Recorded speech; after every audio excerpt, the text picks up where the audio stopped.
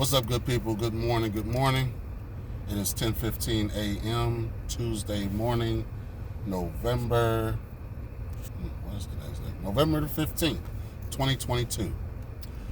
My name is Cornelius Washington Meeks with First Line Firearms Academy of Detroit. Here making this little video.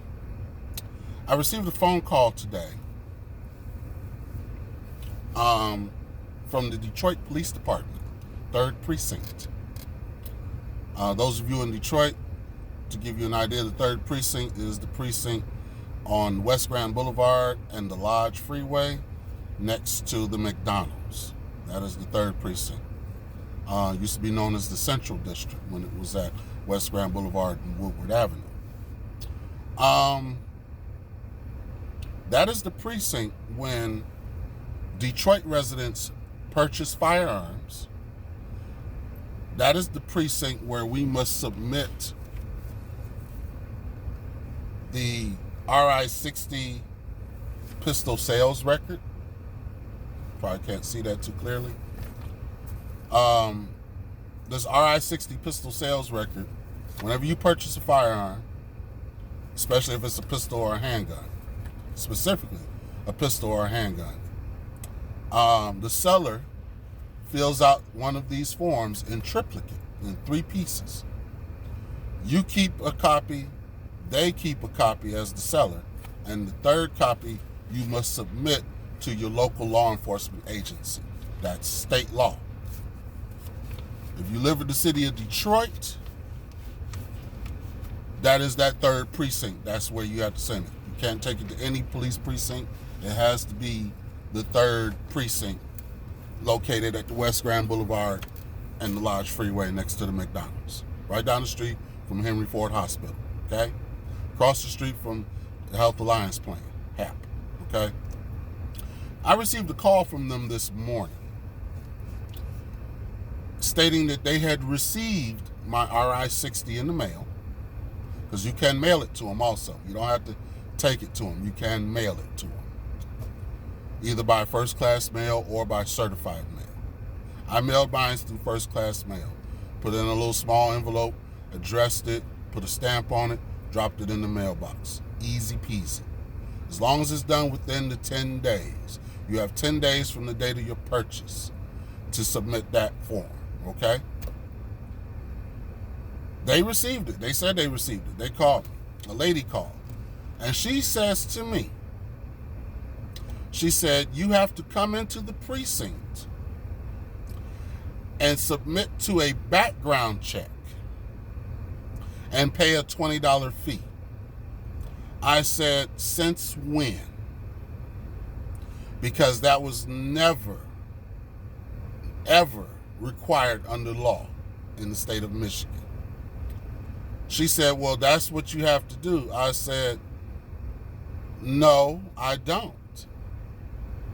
She said, well, let me transfer you to the gun desk. I was like, you can transfer me to Jesus Christ. The answer still is no.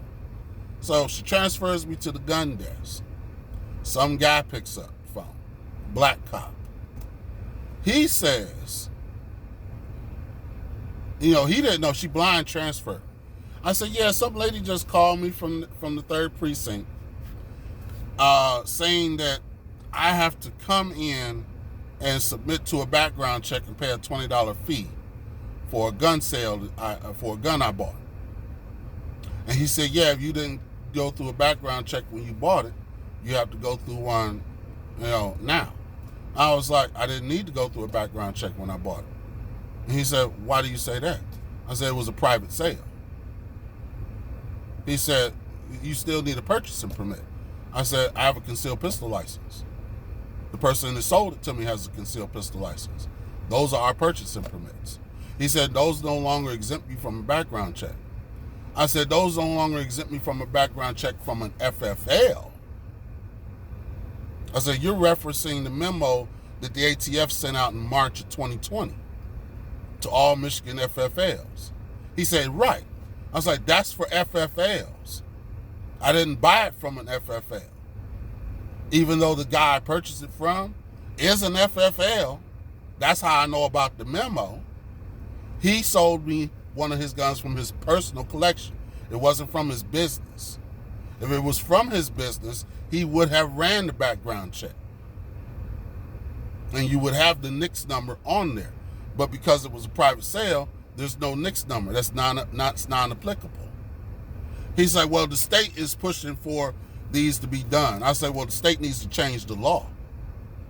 Because MCL 28.422 is pretty clear. And it says that if you are a CPL holder in the state of Michigan, you are not required to have a purchasing permit. But I said, no buts. The ATF is a federal agency. They only can control their FFLs. They can't legislate state law. Only the state can do that. I said, and you as a DPD, even locally, you can't make that determination because of state law's preemption. MCL 123.1102. I was like, bro, man, y'all picked the right guy on the right day at the wrong time. I'm not one of these guys that's just going to roll over and do what you say do because you saying it. No, I know the law. I'm a firearms instructor. He said, well, so am I. I was like, then you should know better. You should know better. Because people pay you to teach them right from wrong. And if you out here teaching people that they have to do this and they don't, you wrong. He said, well, you want us to send this back to you or you gonna come in? I was like, you keep that. Because as far as I'm concerned, I have met the state's requirements. I said, now I will tell you this much. I will do my own research. I will contact my attorney. And I'll also contact my friend who's an FFL and gets clarification. Not to say that I don't trust you, but let's face it, police can legally lie to people, and y'all do. He said, oh, so what you trying to say? I was like, you're a sovereign citizen. You get to break the law. I don't. And I hung up on him. So I called my FFL buddy. Y'all hear me talk about him all the time, my arms dealer. I called him up. And he said, yeah, no, you're right. That law hasn't changed. That memo was only for FFLs. That wasn't for private sales. The ATF can't legislate and control private sales. Only the state can do that. And according to state law, as a CPL holder, you don't need a purchasing permit when it's a private sale. Only non-CPL holders need purchasing permits for private sales. Because you go to a gun store in Michigan, they're going to run a background check on you, whether you got a CPL or not. That's understandable because that's what the ATF told them to do. They have to answer to the ATF. I don't. I don't work for the ATF. The ATF ain't gave me a license. I don't have to answer to them. I only have to answer to the state law and federal law within reason. But I'm not breaking federal law. I'm not an FFL. My buddy who's an FFL, he didn't sell it from his business entity. He sold it from his personal collection. He's still a private citizen. Okay? He's a private citizen and he has multiple business entities. Just as I have a business and multiple business entities, and I'm a private seller also. I'm a private individual. It's just that simple. So I also contacted my attorney friend, my legal advisor, okay? And he confirmed it. He said, yeah, you're right. The law hasn't changed. That memo was for FFLs only. It wasn't for private sales. I said, yeah. See, we know what happened. See, all these idiots in the state of Michigan voted for more Democrats. Not to say Republicans are any better, but let's face it. Democrats are historically anti-gun. They don't like people owning guns, especially if you look like me. If you black and you live in the city of Detroit, Democrats don't want you to have guns. Even if you are Democrat, your constituents, your candidates, your politicians, they don't want you to have a gun at all. Period. They push racist gun control on the regular. Governor Whitmer, y'all voted that effort back in. Deborah Nessel, who's the Attorney General, and Jocelyn Benson, the Secretary of State, y'all voted them cackling Karens back in. And now y'all gonna have to pay more when you buy a gun. That's what they pushing for. That's what they pushing for. But I digress. I didn't vote for none of them heifers. I didn't. I voted for libertarians and Republicans because my gun rights matter more than anything else. You know why? Because without my ability to defend my rights, they can take everything else from me. I can't afford for them to take my gun rights. Because if they take my gun rights, then I lose everything else. I lose my voting rights. I lose my rights as a free human being. But as long as I got my guns, I can defend those rights. I can defend my freedom.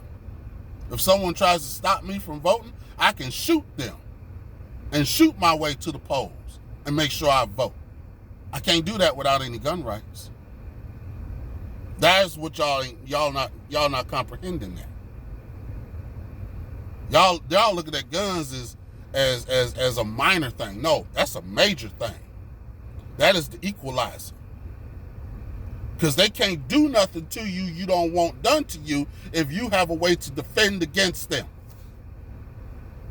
The only way they can force you to do something is through violence. But if you have an equal opportunity to distribute violence back at them, they less likely to try to force you. You see what I'm saying? This is why countries don't fight other. You've all played the game Risk. If some other country got a bigger army than you, you don't go up against that country. You will lose. They not gonna mess with you if you have a way to defend yourself. It's that simple. And if you're willing to do it. The problem is most of these liberal gun owners don't have the backbone to actually defend their rights and their freedom. The government come knocking on that door, they're gonna disarm themselves and go along peacefully. No, fuck that. I digress though.